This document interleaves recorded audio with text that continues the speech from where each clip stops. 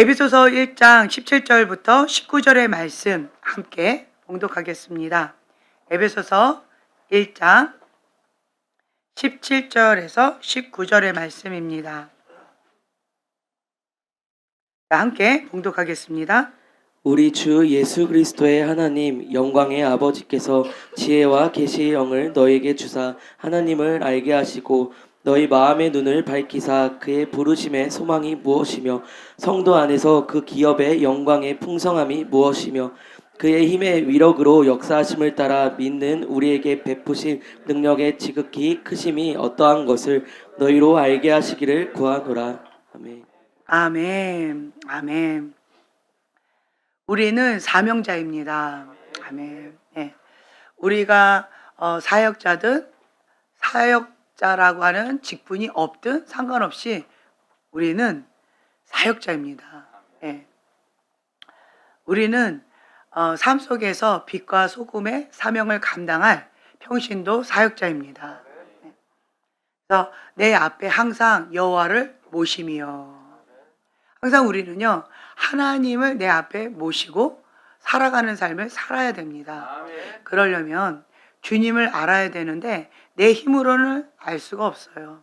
그리고 내 소견대로 주님 앞에 열심히 특심으로 하나님 사랑합니다 라고 살아가고는 있지만 때때로 하나님 앞에 책망을 들을 때가 있어요. 왜 그러느냐? 하나님의 뜻과 나의 뜻이 다르기 때문에 그래요. 하나님의 길과 나의 길이 다르기 때문에 그래요. 인간이 아무리 최선을 다해서 하나님을 사랑하는 마음으로 열심히 특심으로 하려고 하지만 그럴 때마다 오는 것이 무엇이냐라고 한다면 나는 열심히 했는데 왜 이러한 결과가 나오지 않을까? 나는 왜 열심히 했는데 하나님은 내 마음을 알아주지 않으실까? 내가 이 정도 했으면 일이 이렇게 저렇게 풀려야 될 텐데 내가 기대하는 그 어떤 것들이 왜 이루어지지 않을까? 나는 하나님 앞에 사랑받고 싶고 인정받고 싶고 사람들한테도 내가 얼마나 하나님을 사랑하면서 열심히 특심으로 섬기고 있는지 인정받고 싶은데 그런데 그것이 삐그덕삐그덕 할 때마다 마음이 상하지요. 낙담이 되지요. 그래서 참 위험한 것이 무엇이냐라고 한다면 가인의 예배가 위험하다라는 거예요.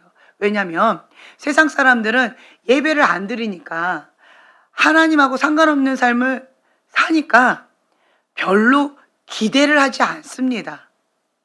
그냥 조금 뭔가 하나님께서 은혜를 베푸시면 나는 하나님 앞에 한 것도 없는데 나한테 은혜를 베푸시나? 감사하네. 이렇게 반응을 할 수 있을 텐데 가인은 그렇게 반응을 할 수가 없어요. 왜 그럴까요? 내가 열심히 특심으로 뭔가 했다는 거예요. 다른 말로요, 자기 의가 있는 거예요. 내가 뭔가 했다라고 하는 그 의가 있으니까 무엇을 기대하냐면 대가를 기대한다는 거예요. 내가 무엇을 지불했을 때 물건을 사려고 돈을 지불했는데 그 물건을 나한테 안 주면 화가 나지요. 그렇죠? 그런데 반대로 나는 저 물건을 갖고 싶은데 그 물건 값을 지불할 돈이 없어요. 그런데 달라고 해요. 그 상대방이 주면은 너무 감사하지요. 첫 출발점이 다르다라는 거예요. 우리가 하나님 앞에 나아갈 때 하나님 내가 이렇게 했으니까 열심히 특심으로 뭔가 했으니까 그것이 자기 의라는 거예요. 뭔가 그런 것이 있을 때 하나님이 나에게 주시면 당연한 거고 하나님이 안 주시면 화가 나는 거고 이것이 가인의 분노라는 거예요. 근데 반대로 아벨의 제사, 아벨의 예배는요 그냥 감사함으로 하나님 앞에 기대하지 않고 그냥 아낌없이 하나님을 사랑하기 때문에 그냥 드리는 거예요. 주님께서 내 마음을 알아주시면 너무 감사하고 내 마음을 못 알아주시면 알아주실 때까지 계속 그 하나님의 코드에 나를 맞춰가면서 더 열심히 맞추려고 그런 사모하는 마음으로 하나님 앞에 엎드리게 되어진다라는 거예요.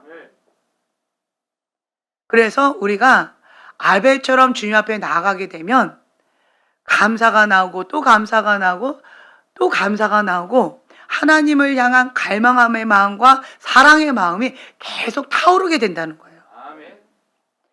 주시면 그냥 황송해서 눈물이 날 정도로, 안 주시면 내가 뭔가 하나님 앞에 더 열심히 사랑으로 섬기고 싶다라고 하는 마음으로 더 엎드리게 되어진다는 거예요.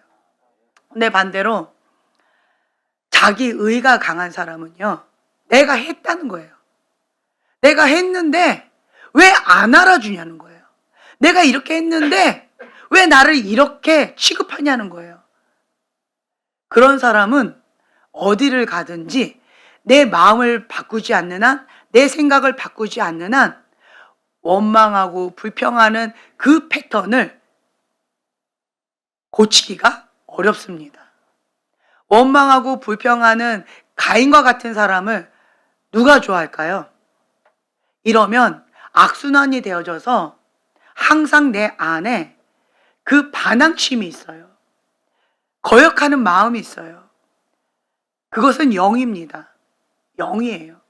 그래서 내 안에 그 가인의 분노가 올라오고, 그리고 거역하는 그것이 올라오기 때문에 나는 원하지 않지만 내가 가는 곳 가운데 다툼이 일어나고, 내가 가는 곳 가운데 불편이 일어난다는 거예요. 성령 안에서 하나가 되어져야 되는데 성령 안에서 하나가 되어지지 못하고 뭔가 삐그덕삐그덕거리는 안타까운 현실 가운데 내 마음은 또 상하는 거예요. 왜요? 나는 열심히 주님 앞에 했는데 왜 이렇게 되느냐? 왜 내 마음을 알아주지 못하느냐? 왜 나는 이것밖에 열매를 못 맺느냐? 왜 나는 이러한 상황밖에 안 되느냐? 라고 가인의 분노가 자꾸 올라오는 거예요. 그렇게 되어지면 깨닫는 마음, 볼 수 있는 눈, 들을 수 있는 귀가 닫혀져서, 그래서 악순환되는 그 고리로 그렇게 가는 거예요. 그게 무섭다라고 하는 거예요. 그게 뭐냐라고 한다면 저주인데요, 미혹의 영에 잡혀 있는 거예요. 미혹의 영에 잡혀 있는 사람들은요, 하나님의 코드와 내 코드가 다른데 나는 행복해요. 나는 행복해요. 그리고 착각하는데 나는 잘하고 있다라고 착각한다는 거예요. 내가 잘하고 있다라고 착각하고 있는데 누군가가 뭐 옆에서 찌르면 어떨 것 같아요? 열받죠. 그렇죠? 화가 나죠. 그러니까 가인의 분노가 또 올라오는 거예요. 자, 여기에서 그러면 뭐가 문제일까요? 네, 내가 문제죠. 그럼 우리는 이럴 때 어떻게 해야 될까요? 지혜와 계시형을 주셔서 하나님을 알게 해달라고 이 말씀을 붙잡고 기도하셔야 돼요. 그리고 메타인지, 주님, 내가 하나님을 모릅니다. 정말 하나님을 사랑하는 마음 있는 거 맞습니다. 그리고 열심히 특심으로 주님 앞에 모든 것을 다 헌신하고자 하는 그러한 것도 맞습니다. 가인도 그랬다는 거예요. 가인도 그랬어요. 그런데 뭐를 모르는 거예요? 하나님을 모르는 거예요. 하나님 아버지의 마음을 모르는 거예요. 나에서 시작하는 거예요. 나에서. 그러니까 항상 내 마음 가운데는 불편한 거예요. 원망하는 마음, 불편한 마음, 그리고 막 분노, 그리고 용서하지 못하는 마음, 영적인 쓰레기들, 이런 것들이 계속 올라오면서 내가 나를 스스로 고통을 주는 그 독이 생긴다는 거예요. 독. 그 독은 죽음에 이르게 하는 독사의 독이라고 그러더라고요. 그 독을 내 안에 품고 있으면, 그러면요, 내 안에 독을 품고 있으면 다른 사람 아무도 모르겠지요. 내 안에 있으니까. 알아요. 어떻게 할 수 있을까요? 어떻게 할 수 있을까요? 네, 행동이나 말이나 예, 마음에 있는 것이 내 입술을 통해서 나오니까 말을 통해서. 그럼 말을 하지 않으면 모르겠죠. 어떻게 할 수 있을까요? 기운이 있어요, 기운. 내 안에 있는 영혼육이 있기 때문에 나는 영적인 사람이에요.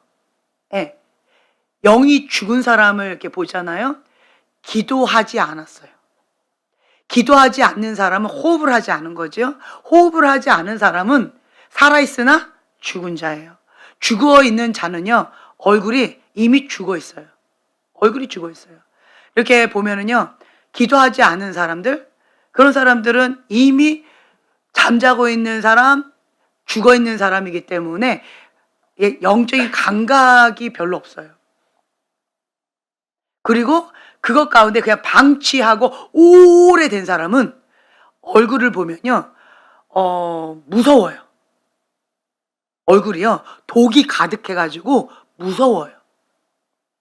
그냥 단순하게 무섭게 생긴 얼굴이 아니라 얼굴에 내 안에 있는 독이 많이 올라와서 얼굴이 무서운 얼굴이 되어져요. 그리고 또 한 가지, 영적으로 민감한 사람들은 눈을 보면은요, 그 눈에 독이 가득한 게 있어요. 가득하다가 이것이 계속 방치가 되어지면 이 눈에서 그 레이저 강선 독이 아주 강하게 나가는 것들이 있어요. 눈을 통해서 나가는 것도 있지만 우리 몸도 말을 해요. 그래서 가만히 있어도 이 몸에서 기운들, 어떤 파장들이, 그 독의 파장들이 이렇게 나가고 있어요.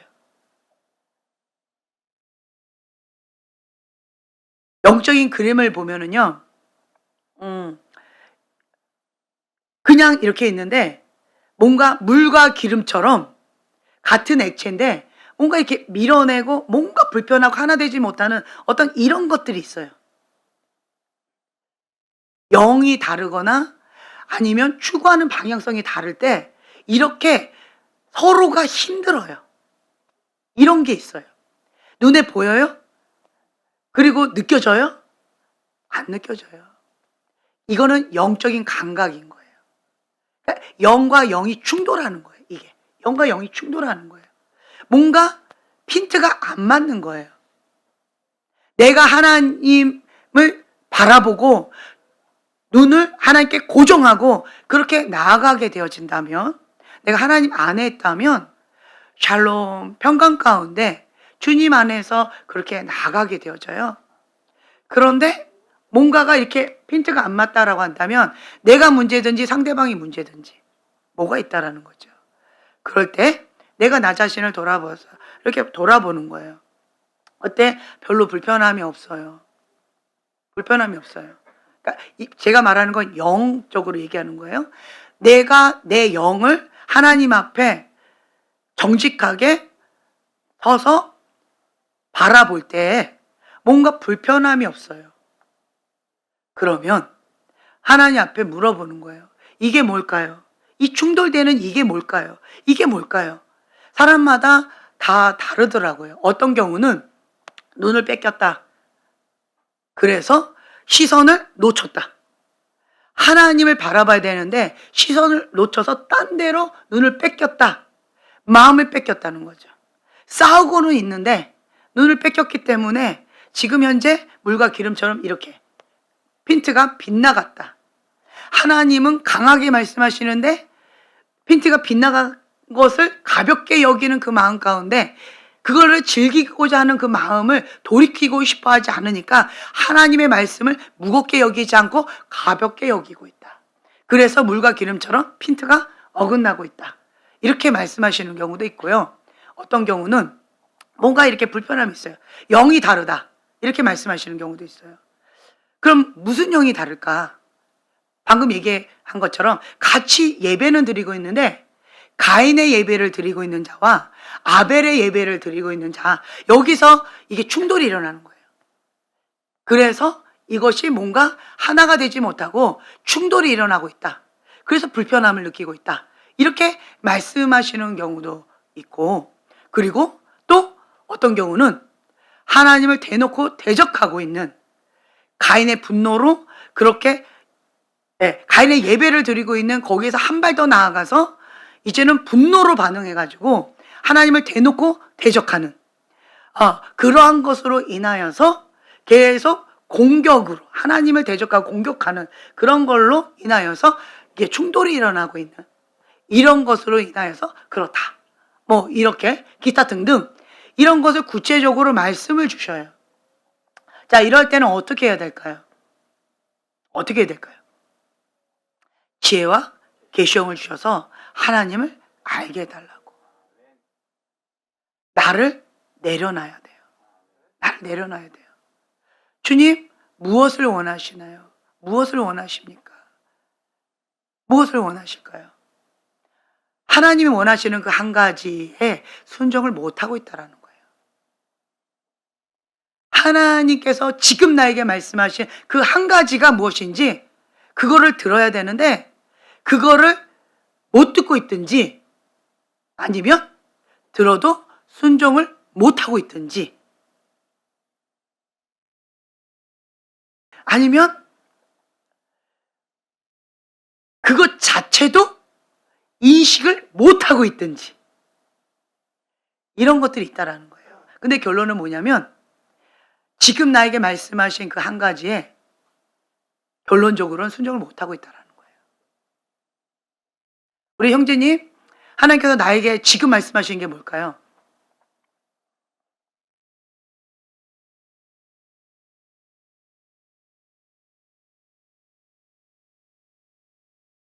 네.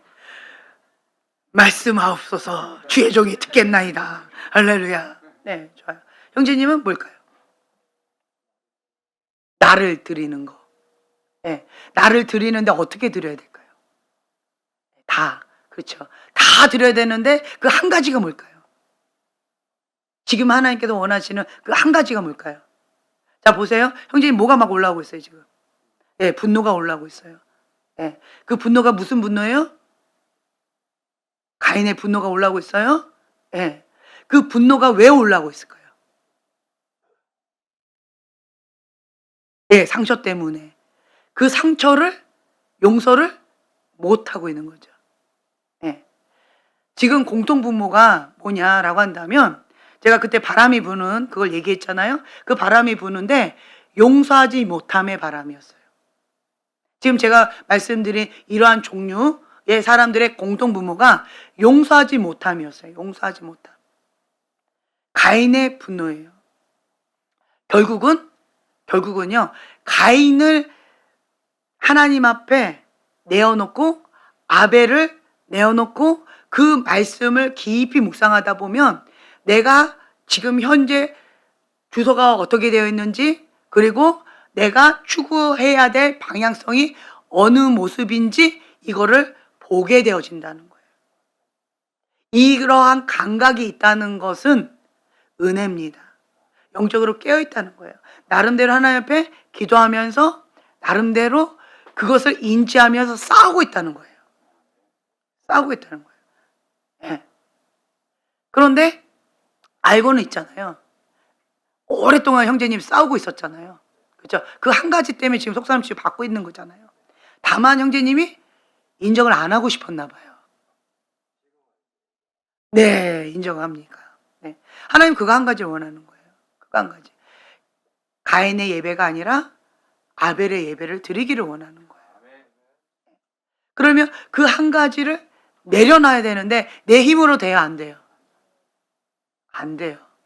영적인 문제는요, 인간적으로 아무리 애쓰고 힘써도요, 안 됩니다. 제가 이렇게 봤을 때 인간적으로 정말 최선을 다하고 있어요. 공동부모가. 인간적으로는요, 내가 할 수 있는 그 마음을 쏟아서 최선을 다하고 있어요. 그런데 안 되죠. 그러면 어떻게 될까요? 네, 죽게 맡겨요. 죽게 맡겨요. 인간적으로 최선을 다했어요? 자, 좋아요. 그러면 영적으로 들어가야 돼요. 영의 문제는 영적으로 접근해 들어가야 돼요. 그래서 우선은 우리가 지혜와 계시형을 주셔서 하나님을 알게 해달라고 이 말씀을 붙잡고 계속 기도하는 것, 그거 하나와, 그러면요, 하나님을 알게 해주세요. 십자가의 사랑, 예, 하나님 아버지의 사랑, 그 사랑이 나에게 부어져요. 예, 그 사랑이 나에게 부어지면 그 하나님 아버지의 사랑으로 말미암아서 아버지의 마음을 가지고 바라볼 수 있는 마음의 여유가 생겨져요. 우리가 마지막 찬양 불렀잖아요. 주님 마음 나에게 주소서. 그래서 용서할 수 없는 사람들을 용서하게 되어지고, 사랑할 수 없는 사람들을 사랑하게 되어지고,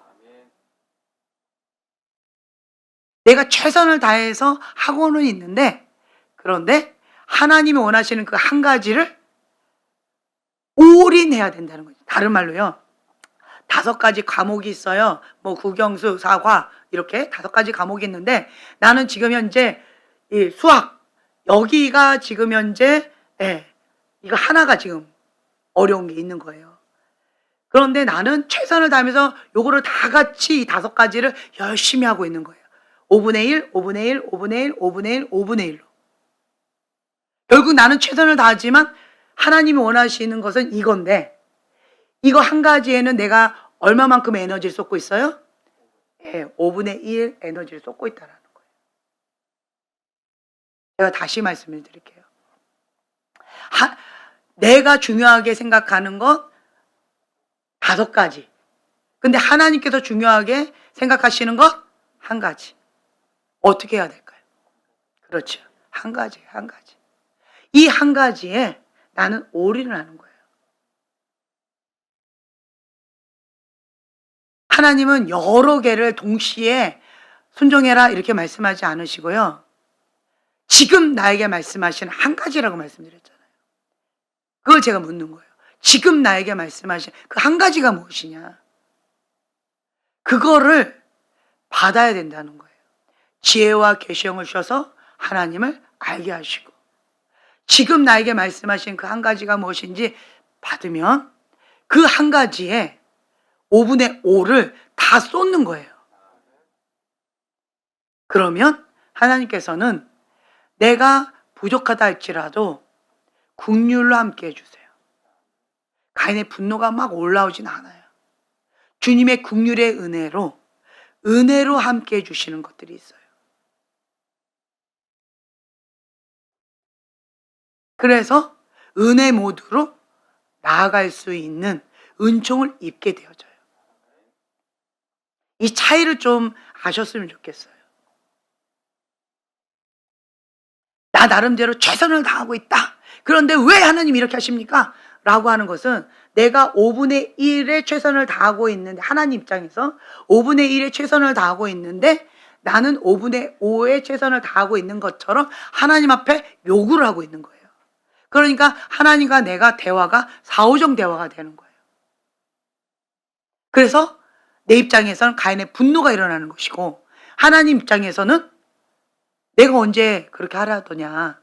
너는 너의 사역하고 있다. 너는 너가 좋아하고 있는 거 하고 있다. 너는 지금 나하고 상관없는 그러한 일을 하고 있다.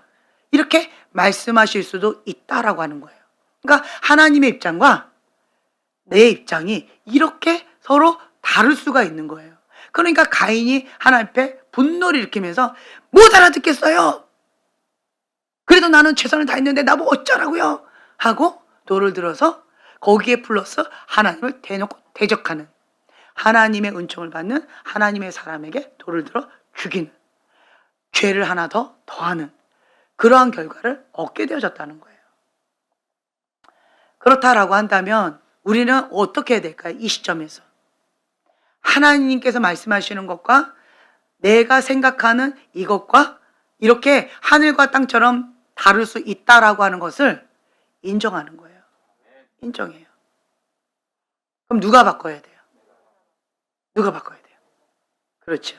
내가 바꿔야 돼요. 내가 바꿔야 돼요. 내가 바꿔야 돼요. 아, 이게 좀 다를 수 있구나. 입장이 서로 다를 수 있구나. 막 분노가 일어나다가 그러면 내가 바꿔야 되는가 보다 라고 생각되어지면 내 마음이 어떻게 바뀌어요? 분노가 일어났던 그 마음이 어떻게 바뀌어요? 어떻게 바뀌어요? 그렇죠. 좀 추스러지는 것 같죠. 지금 그러고 있어요. 네, 추스러지고 있어요, 지금. 생각이 바뀌어야 돼요. 제가 계속 메타인지 하는 이유가 있어요. 지금 뭔가 달라진 거 아무것도 없죠. 그런데 뭐가 바뀌었어요, 지금? 생각이 바뀌었어요. 다른 말로요? 메타인지가 지금 되고 있어요. 메타인지가 되고 있어요. 지금 형제님도 조금씩 바뀌고 있어요, 지금. 예. 바뀌고 있어요. 메타인지만 되어져도요, 생각만 바꿔도요, 가인의 분노가 이렇게 수그러들어요. 왜 분노가 일어나요? 나는 옳고 너는 틀렸다예요. 그래서 분노가 일어나는 거예요. 왜 화가 나요?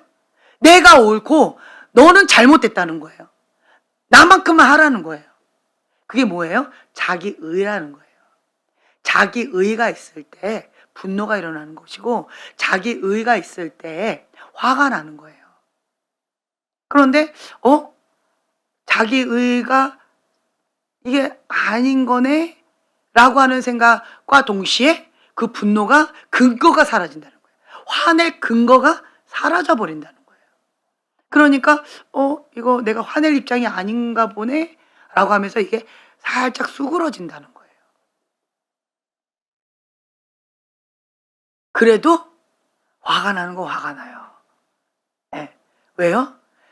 내가 원하는 게 그 욕구가 충족이 안 돼 있어서. 안 돼 있어서. 내가 진짜 원하는 게 뭘까요? 욕구 충족이에요. 그 욕구 충족이 뭘까요? 오늘 좀 해도 될까요? 네, 좋아요. 어머니 어디 계시나요? 어머니 좀 잠깐만 이쪽으로 앉아주세요. 옆에. 한 칸 옆으로 가서. 나이는 지금 20대인데 여기는 3살이에요. 엄마가 볼 때는 속 터질 것 같아요. 나는 너 사랑해. 엄마가 언제요? 그러면 어떻게 더 사랑하라고? 이렇게 사오정 대화를 하고 있어요. 네. 엄마는 아들을 정말 사랑해요. 그렇죠? 맞죠? 네, 맞아요. 엄마는 자녀를 위해서 정말 헌신적으로 발이 부르트게까지 그렇게 열심히 해요. 예.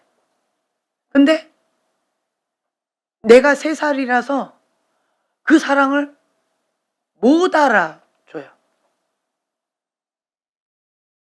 그래서 서로 좀 안았으면 좋겠어요. 안아주세요. 같이. 예.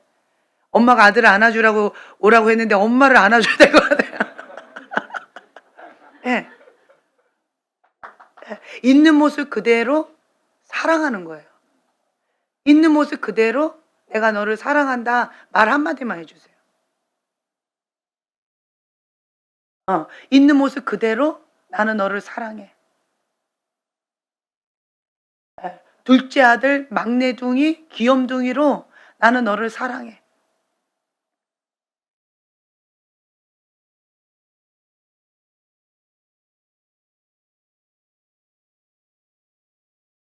있는 모습 그대로 나는 너를 사랑해.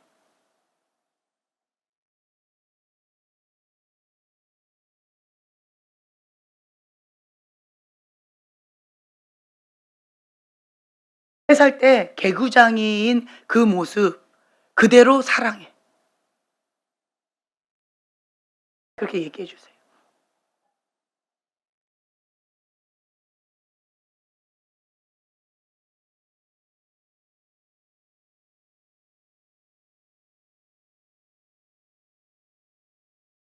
그리고 형제님은 엄마한테 그렇게 얘기해 주세요. 엄마 나는 형이 아니야. 형이 아니에요. 네. 나는 개구장이 막내예요. 나는 개구장이 막내로 엄마 사랑받고 싶어요.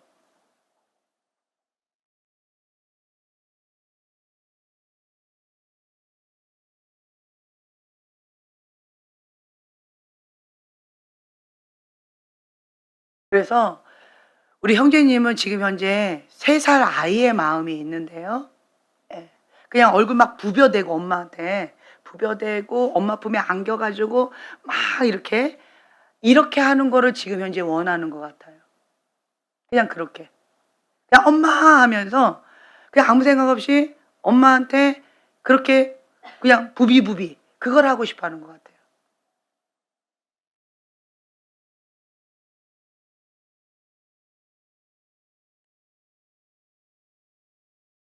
그래서 서로가 서로를 사랑하는데 그 사랑이 이렇게 전달이 잘 안 됐었던 것 같아요.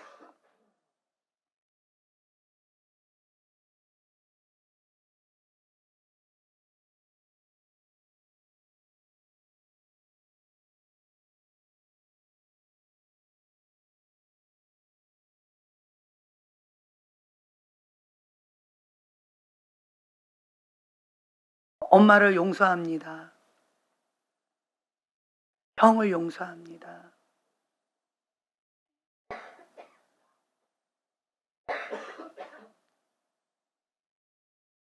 엄마를 사랑합니다. 하나님을 사랑합니다. 형을 사랑합니다.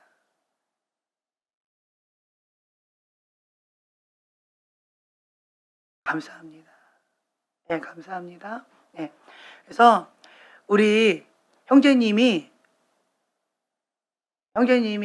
조금 3살처럼 애기 짓을 조금 할 거예요.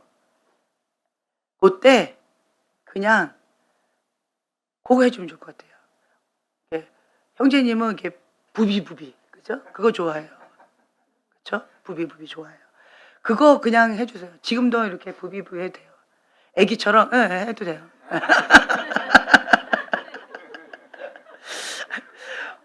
예. 그럴 때 엄마가 날 사랑하는구나라고 느껴요.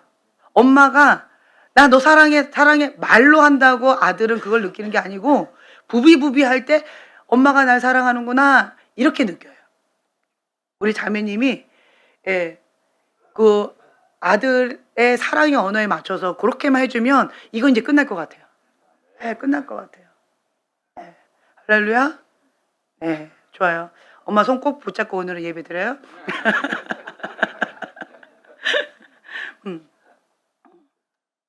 그래서 하나님 아버지의 사랑이 내 안에 부어지고 그리고 그 사랑으로 우리가 흘려보내려고 할 때 예, 뭔가 하나님의 코드와 내 코드가 다른 거예요. 달라요. 그러면 하나님의 코드에 나를 맞추면 그러면 정말 아무것도 아닌 것처럼 문제가 쉽게 풀리는 경우가 정말 많아요. 정말 많아요. 나는 열심히 뭔가 하나님을 사랑한다고 내가 아무리 표현을 했는데 하나님은 나는 너 모른다. 이렇게 해버리면 정말 황당하잖아요. 네. 그리고 하나님의 사랑받기 위해서 열심히 특심으로 애를 썼는데 근데 너무 지쳐버리는 거예요. 근데 하나님의 입장에서는 사랑받기 위해서 애쓰고 힘쓸 필요가 없다. 나는 너를 존재 자체로 사랑한다. 난 존재 자체로 너를 귀하게 여긴다. 라고 말씀하시는데 가인은 그거를 못 받아들이는 거예요. 누가? 가인이 못 받아들이는 거예요. 우리가 부모와 자녀 간의 관계도 그런 것 같아요. 부모가 자식 안 사랑하는 사람 있을까요? 사랑하잖아요. 그렇죠? 네. 그런데 언제? 약간 그런 거 있잖아요. 이게 피드가 안 맞잖아요. 그러면 이게 뭐 어떻게 하라는 거예요? 뭐가 어떻게 해야 될까 이럴 때. 정말 사랑한 거 맞는데 상대방이 내 사랑을 안 받아줘요. 몰라줘요. 그러면 어떻게 해야 돼요? 그렇죠. 상대방의 사랑의 언어에 코드를 내가 맞춰주는 거예요. 하나님의 사랑의 코드 거기에 내가 맞추는 거예요. 하나님의 말씀의 기준에 내가 맞추는 거예요. 진리를 알지니 진리가 너희를 자유케 하리라. 하나님의 사랑 안에 진리 안에 있으면요 자유함이 있어요. 자, 엄마는 아들이요 엄마한테 사랑받기 위해서 내 존재성을 알리기 위해서 애쓰고 힘쓸 필요가 있다 없다? 없다예요. 부모가 돼 보면요. 내 자녀기 때문에 그냥 이쁜 거지. 예. 내 자녀기 때문에 사랑스러운 거지. 뭔가 더 잘났고 더 특별하고 이래서 이쁜 거 아니거든요. 여러분, 손이 이렇게 안으로 굽어요. 여기에서 이렇게 애들 이쁘게 찬양하고 했잖아요. 제 눈이 계속 어디로 갔을까요? 예, 우리 딸들. 우리 딸들이 최고로 이쁜 거예요. 어이구 이쁘다. 아이고 역시 여기 오니까 그냥 분위기가 확 바뀌네. 예, 우리 애들이 뭐 원래도 이쁘고 뭐 다 탁월하지만 그렇다고 해가지고 그것 때문에 이쁜 게 아니라 그냥 내 딸이라고 하는 거. 그냥 존재 자체로. 예. 그리고 우리 사랑이가 찬양을 막 이렇게 반주 이렇게 하잖아요. 근데 금식하면서 이 반주하는 게 쉽지 않잖아요. 그렇죠? 예. 그러니까 안쓰럽지만 제가 저 찬양 소리 좀 그 키보드 소리를 좀 더 키워달라고 했어요. 왜 그러냐면 금식하면서 반주를 하면 아무래도 기름 부음이 있겠죠. 예. 그래서 그 기름 부음을 내가 사모함으로 끌어당기려고 좀 키워달라고 했어요. 예. 있어요.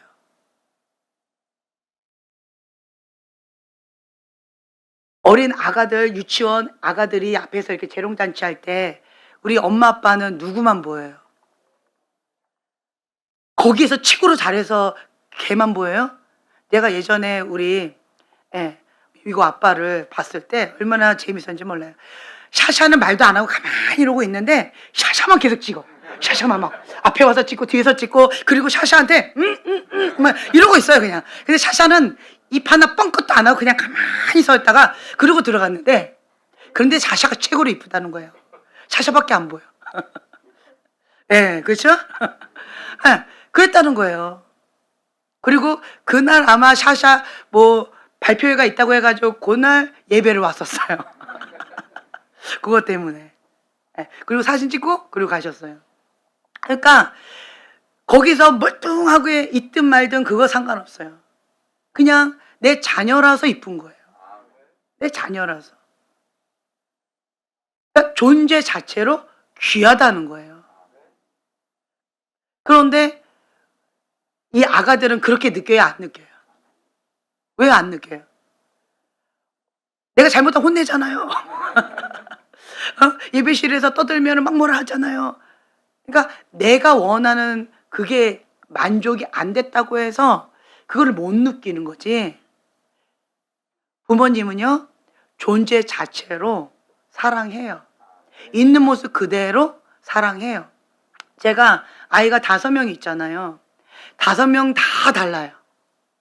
5명 다 달라서 참 쉽지가 않았어요. 하나는 그냥 대충 얘기해 줘야지 한마디만 더 하면 화를 내요. 그리고 어떤 아이는 10번을 설명을 해줘도 못 알아들어요. 정말 다양해요. 그리고 어떤 아이는 어저께 보셨다시피 수학 공부를 하는 건지 찬양 율동을 하고 있는 건지 무슨 시간인지 헷갈릴 정도로 그렇게 하는 아이들도 있고, 만약에 주한이가 있었으면 심하게 화를 냈을 거예요. 지금 공부하는 시간이에요? 아니면 뭐 찬양하고 노는 시간이에요? 막 해갖고 화를 냈을 거예요. 그러니까 아이들을 대할 때마다 애들이 다 성향이 다 달라요. 그러다 보니까 하나님께서 저를 바꾸시더라고요. 내 기준에 아이들을 맞춘다고 제가 어릴 때부터 홈스쿨을 한다고 꽉 잡았더니 아이들이 아파하고 힘들어 하더라고요. 범생은 됐어요. 범생이는 됐지만, 그렇지만 아이는 이 박스 안에 찌그러져서 들어가니까 힘들어 했어요. 제가 조금 더 속사람이 성장하니까 내 눈높이를 아이에게 맞추자라고 하는 마음으로 이 5명한테 다 각각 다른 5명한테 계속 눈높이를 맞춘 거예요. 그러다 보니까 이제는 이 아이한테는 이렇게 대하고 저 아이한테는 저렇게 대하고 이렇게 하는 것을 배워 보다 보니까 여러분들을 대할 때도 여러분들도 맞지, 그렇지, 우리 애들처럼 그렇지 라고 하는 마음으로 제가 눈높이에 맞춰서 하려고 애를 쓰고 있어요. 그리고 그 속도도 사람마다 다 달라요. 빠른 사람도 있고 거북이처럼 느린 사람도 있고 달팽이처럼 가만히 있네 했는데 어느새는 조금 움직였어요. 그런 사람도 있고 정말 다 다양해요. 그러면서 제가 느끼는 게 뭐냐면 하나님 아버지의 마음을 느껴요. 하나님 아버지의 마음. 그리고 하나님 아버지는요, 그냥 우리를 바라볼 때 있는 모습 그대로 사랑스럽게 봐요. 사랑스럽게 본다는 거예요. 다만 자녀들 가운데에서 이쁜 짓을 하면 더 이쁘죠. 미운 짓을 하면 좀 밉죠. 그렇지만 존재 자체가 미운 건 아니에요. 그 행동하는 그것이 그러니까 내 마음을 아프게 할 뿐이지 그 사람 자체가 믿거나 그 사람 자체가 싫은 거는 아니거든요. 그래서 하나님께서 우리를 그 아가서부터 하하 호호 할머니 할아버지까지 다 경험하게 하시는 것 같아요. 내가 자녀 있을 때는 부모님이 날 언제 신경 써준 적이 있어요? 부모님이 날 키워놓고 책임도 안 져놓고 하고 원망하고 불평하는 걸 쉽게 했어요. 그런데 부모가 되어 보니까 그런 말을 이제 내 부모님한테 말을 할 수가 없어요. 왜요? 그것이 가슴에 비수를 꽂는 그러한 심한 상처를 주는 말이기 때문에 부모가 아무리 부족하다 할지라도 자녀를 사랑하거든요. 그리고 내가 할 수 있는 최선의 모습으로 사랑을 표현하는 거거든요. 그러니까 상처를 받은 성인 아이가 아이를 키우는 거예요. 그러니까 쉽지 않은 그런 상황 가운데에서 이렇게 배워가면서 같이 성장해 나아가는 거거든요. 그러면서 하나님 아버지의 마음을 조금씩 조금씩 배워가요.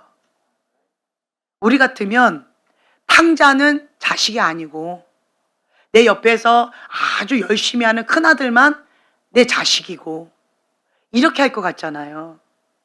그런데 부모의 마음은 그렇지 않다는 거예요. 탕자도 내 자식이고 내 옆에 있는 큰아들도 내 자식이고 둘 다 더 자식이라는 거예요. 근데 아버지는 누구한테 더 표현을 했어요? 아픈 손가락. 아픈 손가락한테 표현을 했을 뿐이지 정말 마음을 의지하고 더 많은 사랑이 가는 사람은 누구였을까요? 내 옆에 있는 아들이었다는 거예요. 근데 큰아들은 뭐라고 얘기했어요? 내 옆에 있는 아들은 염소 새끼 하나 안 잡아주고 저런 막대 먹은 저 아들 보고 싶다고 울고 앉아있고 턱 터졌겠죠. 그렇죠? 그런데 부모님의 마음은 어떨까요? 내 옆에 있는 아들이 이쁜 짓을 더 많이 하죠. 그렇죠? 그러니까 더 마음이 가는 거 사실이에요. 더 사랑하는 거 사실이고 그리고 더 마음이 가는 것도 사실이에요. 더 이쁜 거 사실이에요. 다만 아픈 손가락. 아픈 손가락이야, 아픈 손가락. 죽었다가 돌아온 아들 아니면 지금도 죽어서 거기에서 죽어가는지도 모르고 허덕거리고 있는 그 아픈 손가락 때문에 마음이 아플 뿐이에요. 아플 뿐이라고요. 그거를 조금 이렇게 거리두기를 좀 하면 좋겠어요. 이거를. 그걸 분리하는 작업을 했으면 좋겠어요. 그러니까 그 아버지가 큰아들한테 이렇게 얘기하잖아요. 내 거가 다 너 건데. 그 말은 어떤 의미일까요? 나는 이미 너한테 모든 걸 다 줬는데. 얘한테는 소 한 마리 줬다는 거예요. 이미 너한테 다 줬다는 거예요. 너 거, 내 거가 너 거다.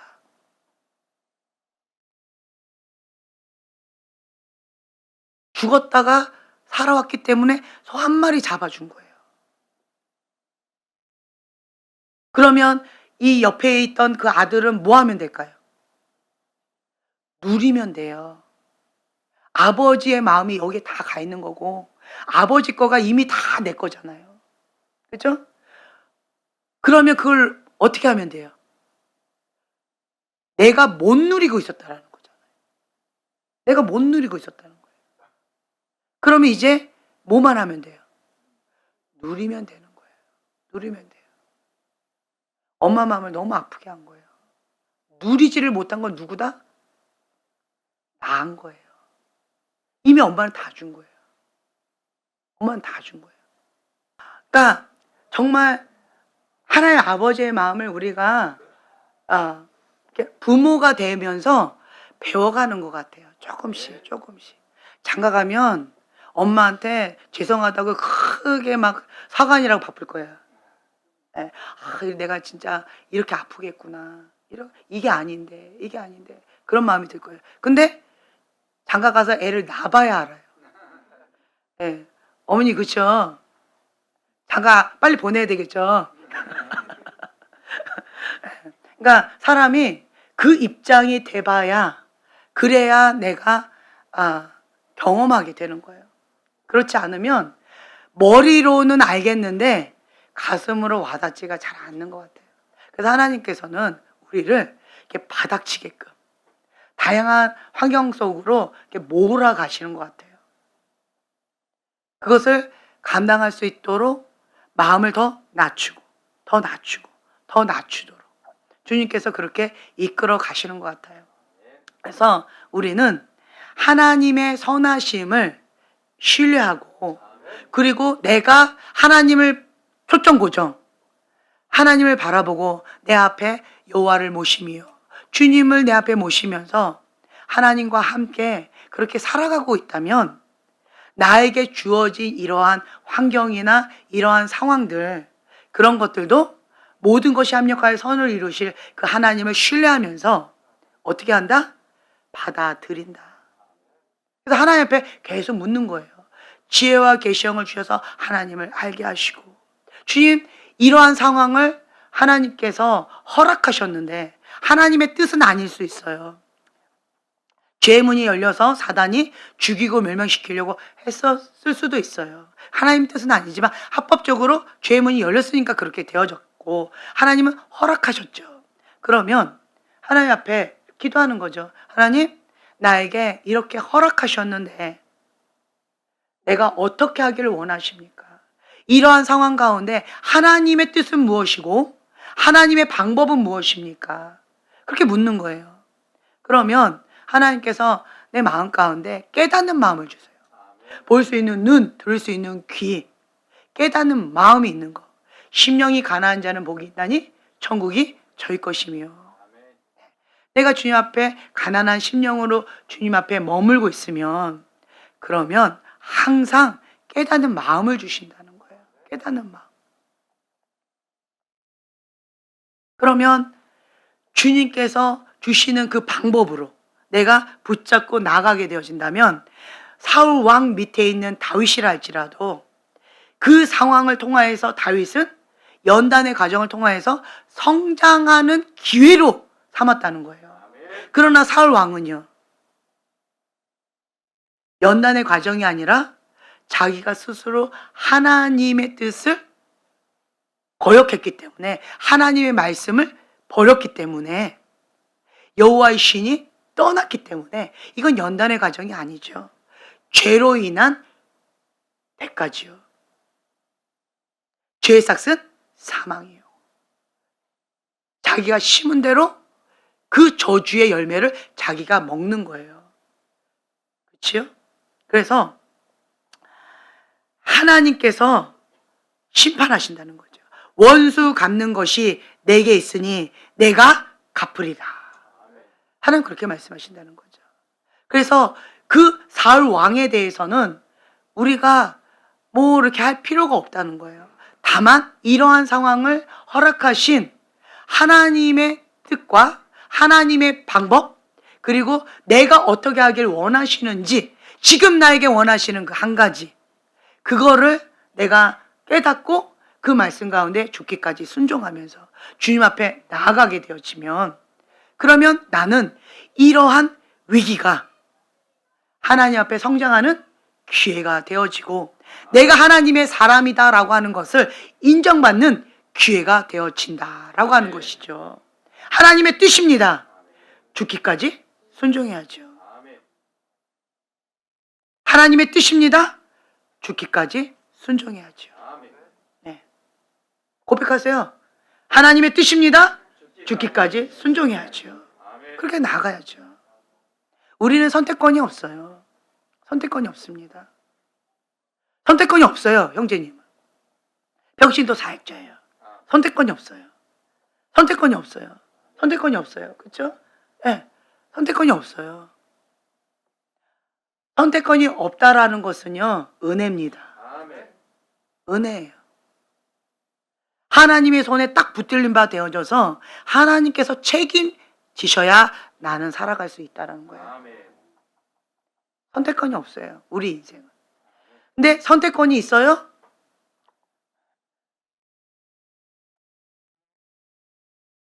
그렇죠. 하나님의 말씀 가운데는요, 하나님의 뜻에는 우린 선택권이 없습니다. 그게 지혜예요. 선택권이 있는 사람은 가인처럼 반응해요.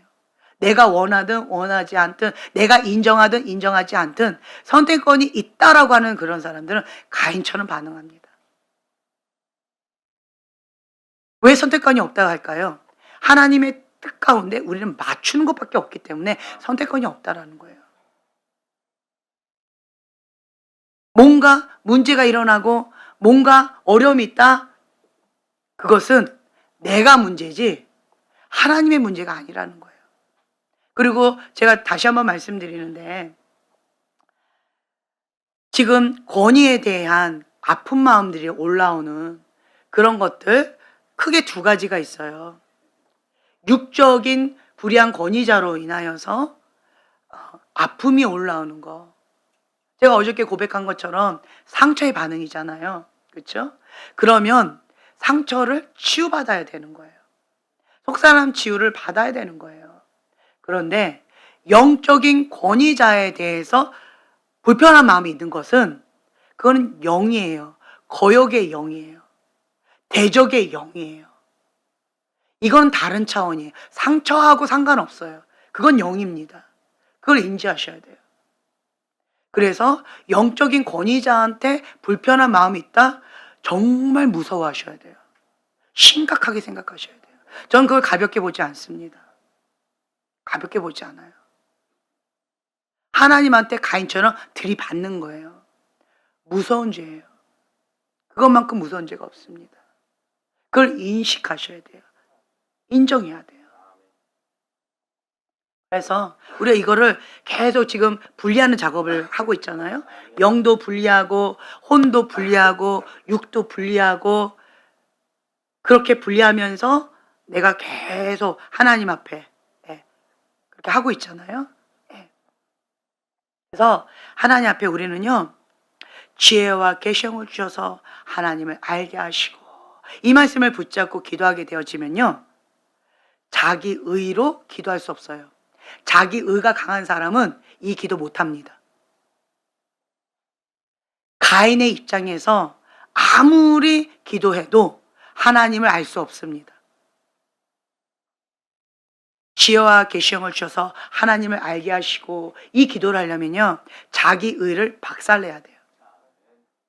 내가 죽어야 내 안에 예수님이 사십니다. 이게 되지 않은 상태에서는 가인의 분노만 올라오지 하나님을 알 수가 없어요. 그래서 가장 축복이 있는 사람이 어떤 사람인가 보면은요, 그 팔복 중에서 첫 번째, 심령이 가난한 자는 복이 있나니 천국이 저희 것이며, 이러한 자가 가장 복된 사람이다. 날마다 천국을 맛보니까, 다른 말로 천국은 누가 계신 곳? 예수님이 계신 곳. 예수님이 나와 함께 계시기 때문에 예수님이면 충분합니다. 그러한 고백 가운데 있는 비결이 이 말씀이라는 거예요. 교만한 자는 하나님이 대적하신다 했어요. 겸손한 자는 하나님께서 은혜를 베푸신다고 했어요. 그래서 우리는요, 주님 앞에 모든 걸 다 내려놔야 돼요. 제가 어느 단체에 갔는데 어떤 분이 이런 얘기를 하시더라고요. 열심히 전도하는 그러한 분이 있었대요. 근데 그분이 열심히 전도하다가 직분을 받아서 권사님이 되신 거예요. 그래서 권사님이 되셔가지고 뭐 1년에 100명이랬나? 정확하게 기억이 안 나는데 어쨌든 뭐 그렇게 열심히 전도를 하고 그렇게 일꾼으로 열심히 특심으로 그렇게 사신 거예요. 그런데 이분이 그렇게 하다 보니까 주변에서 뭐라고 권했을까요? 그렇죠. 목사님 되라고. 그래가지고 이분이 목사님이 되셨어요. 권사님이 목사님이 되셨어요. 어떻게 됐을까요? 네. 그분은 그냥 권사님으로 있었으면 졸 뻔했어요. 열심히 특심으로 뭔가 신앙생활하고 뭔가 열심히 하면 사람들은 다 뭐 신학교 가라 그러고 다 목사님 되라고 이렇게 권하는 경우가 있어요. 근데 안타까운 것은 그렇다고 그렇게 하면 안 되는 거예요. 그 권사님은 평신도 사역자였어요. 평신도 사역자가 목사님이 되면 자기도 힘들 뿐만 아니라 가족도 힘들고 성도들도 힘들어요. 교회가 잘 될까요? 안 될까요? 안 되죠. 안 돼요. 근데 많은 사람들이 그런 경우가 많아요. 우리 교회는 평신도 사역자예요. 평신도 사역자인데 목사님, 형제님 다른 데 가면 목사님 신학교 가라고 할 수도 있어요. 그럴 수도 있어요. 형제 많이 들어봤죠? 네, 많이 들어봐요. 많이 들어봐요. 그렇다고 목사님 되는 게 아니에요. 그냥 평신도 사역자인 거예요. 사역자. 평신도 사역자로서 내가 맡은 일에 그냥 충성을 다하면 돼요. 그러면 열매가 아름다워요. 왜 이 권사님은 목사님 된 다음에 왜 열매가 아름답지 못했을까요? 자기의 부르심의 자리에서 벗어나서 그런 거예요. 권사님으로 있었으면 그분은 겸손하게 권위자 목사님 밑에서 지도를 받고 보호를 받으면서 영적으로 성장했을 텐데 이런 사람이 목사님이 딱 되죠. 뵈는 사람 없어요. 권위자 없습니다. 없어요. 무서운 사람 없어요. 권위자가 없다라는 거. 그게 저주예요. 다른 말로요. 마음이 높아졌다는 거예요. 그러면 그것 자체가 교만한 자는 하나님이 대적하시기 때문에 그것 자체가 저주라는 거예요. 근데 지금 어떤 목사님 모임에 제가 이렇게 다니고 있잖아요. 정말 많아요. 그냥 평신도 사역자로 계셨으면 정말 귀한 분들이 정말 많아요. 그런데 굳이 신학해가지고 목사님 타이틀 받고 그리고는 자기도 힘들고 가족도 힘들고 성도도 힘들고 그런 사람 많아요. 안타까워요. 그래서 저는 웬만해서는 신학교 가라고 얘기 안 해요. 저는 그냥 빛과 소금의 사명을 감당하라고 말을 해요. 그래서 저는 여러분들을 평신도 사역자라고 불러요. 사명자니까. 우린 사명자예요. 하나님께서 나에게 주신 그 사명을 내가 있는 그 자리에서 빛과 소금의 사명을 감당하면 되는 거예요. 그러면 그 부르심의 자리에 내가 있고 그리고 기도의 줄, 말씀의 줄, 생명의 줄 잡고 예배를 드리면 그것 자체가 축복이라는 거예요. 근데 그 부르심의 자리에서 벗어나서 내가 그렇게 되어지면 부르심의 자리에서 벗어났다는 것 자체가 저주기 때문에 자기도 힘들고 주변도 힘들고 하나님도 힘들고, 그리고 그것도 깨달을까요? 못 깨달을까요? 못 깨달아요. 권위자가 없기 때문에 못 깨달아요. 미혹의 영에 잡혀있기 때문에. 그리고 계속 뭐라고 얘기할까요? 다른 사람이 잘못이라고 얘기하겠죠. 다른 사람이. 자기를 돌아보지를 못한다는 거예요. 그래서 우리는 심령이 가난한 자는 복이 있나니 천국이 저희 것이며, 항상 가난한 심령으로 정말 주님께서 말씀하시는 그 어떤 말이라 할지라도 주의 종이 듣겠나이다 라고 하는 그러한 마음으로 받아들이는 거예요. 때때로는 사랑의 말씀으로, 위로의 말씀으로, 격려의 말씀으로 주시기도 하지만 때때로는 아픔으로, 찔러 쪼개는 말씀으로 그렇게 주실 때도 있잖아요. 어떠한 말씀이든 아멘 하고 받겠나이다 라고 하는 가난한 심령으로 주님 앞에 엎드려야 되는 거예요. 그러할 때 위기가 기회가 되어지고 성장할 수가 있게 되어진다는 거죠. 그리고 또한 하나님 아버지의 마음을 나에게 부어주셔서 그리스도의 장성한 분량까지 우리가 자라가게 되어져 있어요. 제가 계속 말씀드리죠. 은사 플러스 교만. 예. 은사자는 플러스 교만한 자다. 예. 친구라고 했잖아요. 그래서 웬만해서 그 교만을 이게 벗어내기가 참 쉽지 않아요. 귀가 머리에 달려서, 눈이 여기에 달려서, 그래서 참 쉽지가 않아요. 그런데 우리는요, 하나님 앞에 겸손하게 납작 엎드려서 깨닫는 마음이 있는 거, 어린 아이를 통해서도 하나님의 음성을 들을 수 있는 거, 그게 정말 은혜예요. 저희 아이들이 참 귀해요. 스스로 하나님 앞에 금식하라는 감동을 주셨다고 저렇게 태어나서 처음으로 장기 금식을 그렇게 하고 있는 아이도 있고, 그리고 나름대로 그 청소년기에 얼마나 그 세상 문화가 좋아요. 재밌고 다른 애들 다 하는데, 그런데 어저께 제가 뭐라고 얘기했잖아요. 그랬더니 우리 아이가 와서 저한테 바로 와서 얘기하더라고요. 모든 거 다 그렇게 다 차단하고 다 끊었고 다 버렸고 주소도 버렸고 순종이 빨라요. 다 이렇게 하고 그 다음에 정말 몸으로 찬양하는 그거 보고 열심히 그래 몸으로 주님을 찬양하고 싶다고. 네. 그렇게 바로 와서 고백하더라고요. 은혜지요. 그러니까 이게 어린아이 같은 마음이라는 거예요. 내가 이렇게 얘기하더라고요. 엄마 나는 이런 거 좋아하는데 이런 걸 좋아하는데 그럼 나는 어떻게 해요? 마음껏 해. 그것마저도 하지 말라는 건 아니야. 마음껏 해. 다만 하나님 안에서 마음껏 하면 된다. 그래서 그러면 나는 몸으로 주님을 찬양하고 싶으니까 그럼 주님을 정말 마음으로 그렇게 찬양하는 그런 것도 있잖아요. 그걸 보면서 같이 하겠다고 굉장히 신나는 거죠. 그렇죠? 그러니까 하나님이 기뻐하신 그 뜻 가운데 내 뜻을 맞추는 거예요.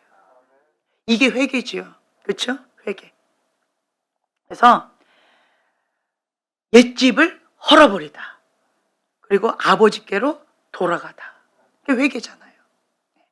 슈브처럼 우리가 내 생각, 나는 이런 걸 원하고 난 이런 걸 좋아하는데 하나님 뜻이 그것이 아니다라고 했을 때 바로 무너뜨리고 주님의 그 뜻 가운데 맞추고.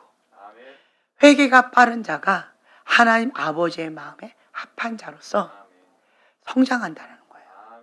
그것이 어린아이 같은 마음이에요. 제가 계속 말씀드리죠.